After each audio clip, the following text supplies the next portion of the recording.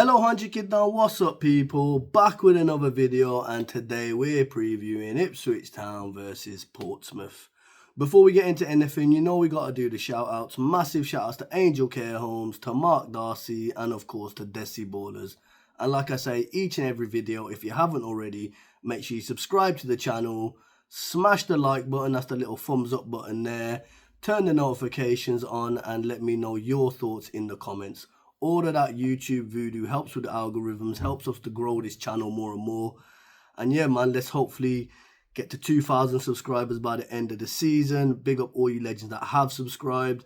And of course, all you legends that have supported the channel. You can support the channel using the Ko-Fi link. That again is in the description below. But yeah, man, let's get to it then. So my international break is over and I will be back at Portsmouth Road on Saturday.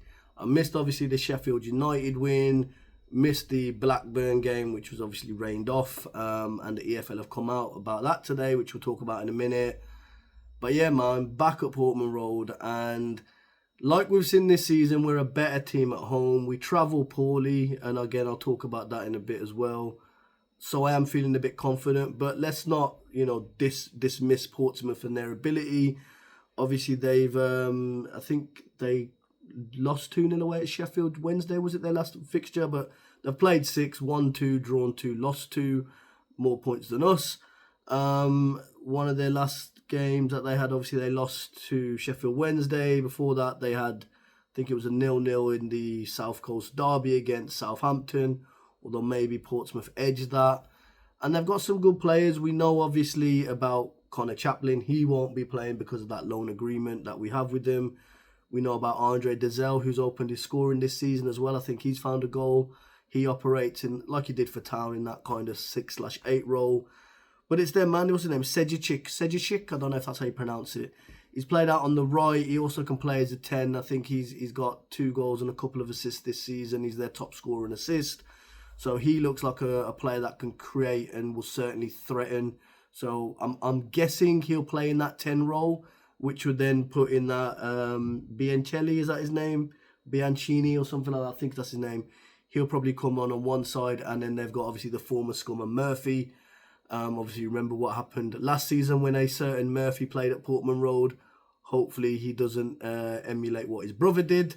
But so I reckon he'll probably start, and that will be their kind of attacking. And then they've got a certain Colby Bishop up top who, actually, when Cookie was here, it was a choice between going for him and Connor Chaplin. Obviously, we went for Chaplin in the end, and now both players are playing together at Portsmouth.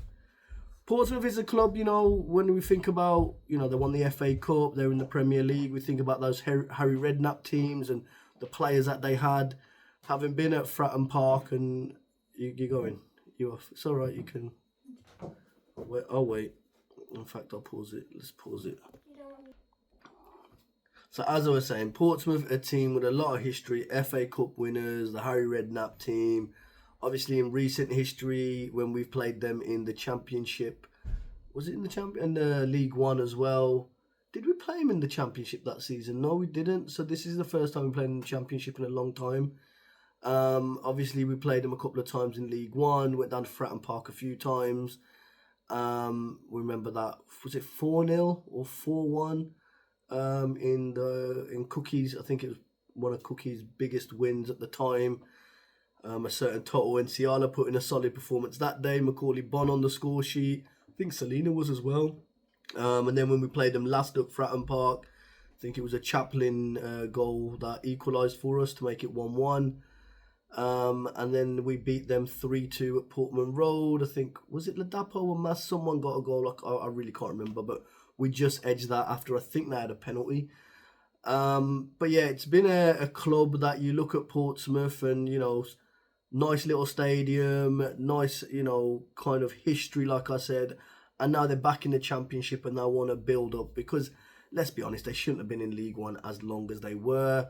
I don't know the ins and outs with the ownership group and all the rest of it, so I don't know if that was due to some issues there. But yeah, man, they're back in the Championship, and now look, they're going to have aspirations to try and get to the Prem and all the rest of it.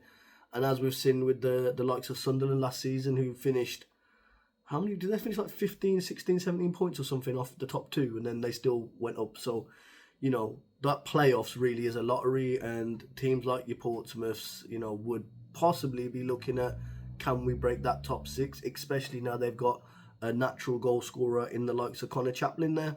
So I think Portsmouth will be a hard team to break down. They like to, I think Machino's still there, isn't he? The former Oxford man, he's got them playing good football. They've got some pace out on the wings. They'll set up the same formation we have. And look, a couple of balls over the top. Our defence is poor. We know that, right? And we got a captain that doesn't know how to rally up his troops. So if Portsmouth get that first goal, then it could be a long old afternoon at Portman Road for us. So in terms of Town though, and how we feel, so like I said, at home I think we're a better team. We got the quality going forward. We have got a very good attacking lineup, and certainly at home, not just the Sheffield United game, but the Derby game as well, we do look a different team at home. So it may be one of those where we get a late equaliser and we take a point, or it may be a dominant performance where everything we're hitting is going to go in. I don't see us losing, but yeah, I think it is going to be I think it's going to be closer than what people think. So in terms of team lineups then, for me, I'm going the same again. I think you pretty much got your starting 11 there. Obviously, Wally Egley, I don't think he's ready to start just yet. So maybe he starts on Tuesday against Bristol, or maybe he starts against the Scum or whatever. Maybe, I don't know, maybe after, who we got after the Scum, I can't remember. Is it Borough? Maybe he starts in that game after the, well, we've got another international break, haven't we? So maybe after the next international break, he comes into the team. So for me, I'd have that. And actually, I'm, you know, thankful that Jacob Greaves' red card stands, because for me, I've been saying Kipre needs to be starting. He's a better defender, in my opinion, than Greaves. Maybe Greaves has got a higher ceiling, this, that, and the other. I'm not sure what it is, because Greaves looked really good at the beginning of last season. Never really seemed the same, and this season he looks awful. Let's be honest. Him and Greaves and O'Shea this season have looked like strangers. They don't look comfortable together, and the basics of defending we're getting caught out on. You know, you play a simple ball over the top, you'll get in behind Ipswich's defence. That's how easy it is. And we're meant to have this championship super team. Come on, let's be real here.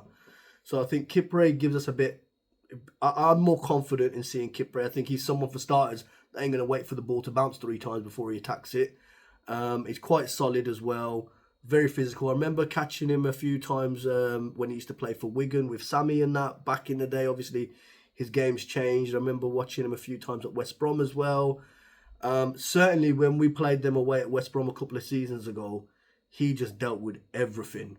Maybe not so much on the return fixture when we played him at Portman Road. And there is I think one of the goals, he kind of, was it Amari's goal or whatever, that he couldn't clear off the line in the end. But he just looks like a solid player. And you know, maybe it's just me as a fan, I don't know. But you guys let me know.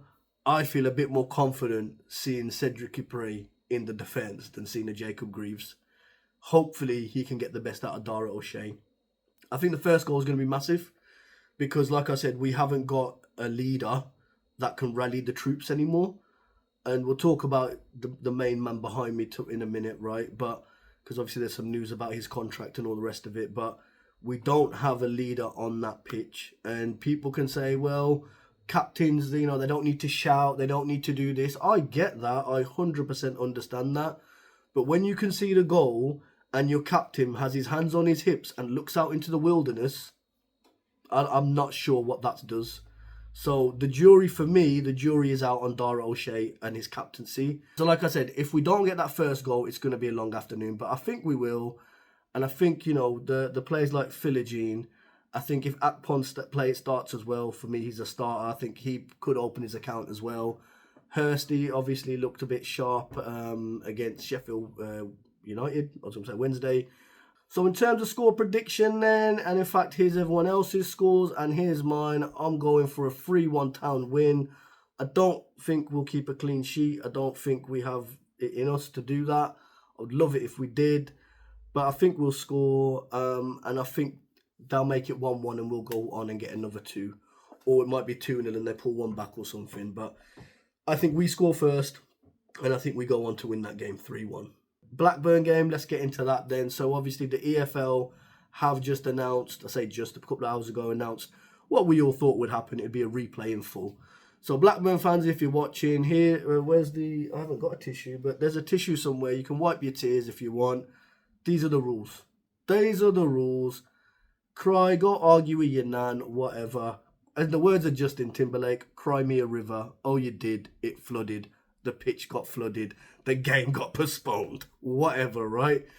Now, I'm going to go back a couple of years when we played Oxford United in League One, and a certain Bobby Madden, Bobby Madden, I think his name is, Scottish referee. The fog was thick. We couldn't see where we were, we could barely see the lino in front of us. Yeah? I've got some pictures somewhere, you know, there's lots. Go search it on the internet and that. There's lots there. We actually lost that game to Oxford. I think Leafy scored a goal. Or was that the previous one? I can't remember. But we lost that game. And at the time, when the fog was there and they had a little break, it was 75 minutes, it was 0-0. And the referee, PGMOL, EFL referee, you know, they're all accredited and brilliant, blatantly lied and said, we must play the game in full because the rules state if the game has got to 75 minutes, the game must be completed. We now know that was bullshit and a complete lie. So the rules state that it's down to the board, right? The EFL board committee, whatever, to make the decision. However, where it's a weather affected thing, i.e., you know, because a game could be abandoned for, you know, the racism stuff. It could be abandoned, you know, fans running on the pitch or teams not being able to control their players for a whole number of things. But when it is weather and a natural thing, whatever we want to call it, the recommendation has always been to play the game in full. Now, Blackburn, fair enough, it's harsh, but respectfully, sort your fucking pitch out. Like, you're crying. It's like someone turning around saying, someone's burgled my house. They've gone in my house and burgled my house. But you left the door open and you didn't have an alarm system on there. So you're a bit of an idiot. And the funny thing is, someone burgled your house 2 years ago at the same thing. So what I'm trying to say here is, Blackburn fans, yo, sort your pitch out. I know you've got this synthetic thing or whatever, and I know the flooding, it goes into the river or whatever, but a bit of more pre-planning. And you know what I mean? We talk about disaster recovery, business continuity, whatever, right? These are basics. And if it's happened once before, of course it's going to happen again. So, Blackburn fans, in the words of Justin Timberlake, cry me a river. So, yeah, we're going to play them again. But you know what's going to happen? We're going to play them again and Blackburn are going to beat us 2-0 or something because we cannot travel. We don't travel well. I don't know whether it's a lack of leadership group in there or whatever, but we get off the bus, we get off at these places, and we think we can just turn up. And I'm yet to see an away performance this season where Town have actually turned up. You know, and I know the pitch was getting worse, but the first 20, 30 minutes was, you know, the pitch weren't too bad, and we looked poor. And Blackburn were good value for their lead, right? Yes, we had a chance where Schmodix got close and all the rest of it and missed it, and Hursty, I think, missed one, which was quite close. And I understand Blackburn's argument, you're 80 minutes up, but football's played to the 90th, to the final whistle. This season, we've scored injury time goals. Hell, this season, Blackburn have lost a game in injury time at Ewood Park. So to say the game should be concluded at 80 minutes, it was Tim Pot. And I think that kind of just shows how Tim Pot some of these Blackburn fans are, man. But like I said, cry me a river. So then before we check out, just because enough of you been hitting up my DMs, my WhatsApp, hell, some of you even sent a carrier pigeon and a smoke signal. Sam Morsy. Yes, Sam Morsy has left QASC by mutual consent. Yes, I know the details. We had the conversation on Sunday, Monday, so we knew it was coming out. It's not for me to put out the reasoning on here, right? So there's a lot of stuff that goes on in football. In fact, you know what? We'll get on to Sammy. We'll bring him on. We'll get him on here. In fact, I know Sammy, bro. I know you're watching this. So when we've sorted everything out, let's get you on here. You can talk to the Town fans and tell them what's good, because it ain't my business to tell, right? But yeah, Sammy, the way that works now is he can't, because the English leagues transfer windows have closed, he can't come back to England or sign for a club until January, until that window. However, there are still some transfer windows which are open in world football, so he could move to one of those clubs as an example. Now, will Sam Morsy end up at Ipswich Town? Who knows, right? Football's a funny old game. Who knows? And also then it's about playing time and all the rest of it, and where does Sammy fit in? And now you've just, and I don't know if it's been announced, it might be announced a bit later on today or whatever, but obviously signed a new 3-year deal. I would love to see Sam Morsy back in the Ipswich Town top. And I think with the new crop of players there, imagine him and Ashley Young together, that leadership group, we could achieve some great things as a football club. But that'll be for Sammy Morsy and for Mark Ashton to sit down and figure all that out. And like I said, when the dust has settled, we'll get Sammy on here to talk to you guys and tell you all the rest of it. We've been planning something anyway, but it looks like that's just changed locations, if you like. But look, greatest captain I've ever seen, you know, him. I know Matt Holland was there as well, brilliant captain, but back-to-back promotions in the Premier League. You know, him, Matt Holland, your Magiltons, you know, they go down in history. You know, the only thing I do hope is that between now and January or whenever it is, you know, the club do invite Sammy back. So as fans, we can show our appreciation. You know, the least he deserves is a standing ovation as he has a lap of honour around the pitch. And I don't think I'm alone in saying that. Whether you think Sammy Morsy should come back as a player, coach or whatever, or not come back at all, I think we'd all agree that that's the least he deserves, to show us our gratitude and appreciation to our Egyptian king. He'll always be our Egyptian king, right? But yeah, that's that. I don't know what more to tell you. I'm not one of these ITKs. I don't lead off. I don't love off all that information. There's a hell of a lot of information. I know that we could just blast everyone on here, but we don't do that. Not my information to share. Sammy will share the info as and when it's there. But yes, he will be leaving Kuwait, and whether he ends up in the championship or whatever, put it this way, he is not short of suitors. And I know for a fact his agent's phone has been belling off since Monday morning. So it'll be interesting. The only thing I did say to Sammy is I don't care who you sign for, but if you sign for Norwich, then, you know, me and you falling out. So yeah, man, there you go. Hopefully this little preview thing, all the rest of it. Appreciate it's a bit late, so apologies. But I did say I'd get them out on Thursdays. Like I said, going down on Saturday, so we'll do the full vlog and all that, get that out Saturday night. And then Sunday we'll do a full match review, which will probably drop Monday maybe or something. We'll figure it out, man. But yeah, man, love to all of you that subscribe and engage and all of that goodness, man. Each of you guys are legends. I'm just one brown bearded man that supports town and, you know, just talks to a camera about Ipswich Town, man. And some of you guys find it entertaining, man. So love to all of you, man. And I just want to plug it again. There's that new thing I'm trying to do, the centre circle, trying to bring, look, we talk about politics in football, but it's always going to be there. I'm trying to get the debates going, find that centre circle, that centre ground, and, you know, let's all get along. I've got, you know, people that are very different political views to me, and we get on at the football, and, you know, there's no ill or disrespect or ill will towards one another. We respect one another's opinions. So yeah, just give that a listen. That's the centre circle. I'll put that in the description, and let me know if you want to get involved in any of these types of debates and convos and all the rest of it, man, because I genuinely think we just need to start talking more, man. But yeah, man, let's see what happens on Saturday. Upper Town.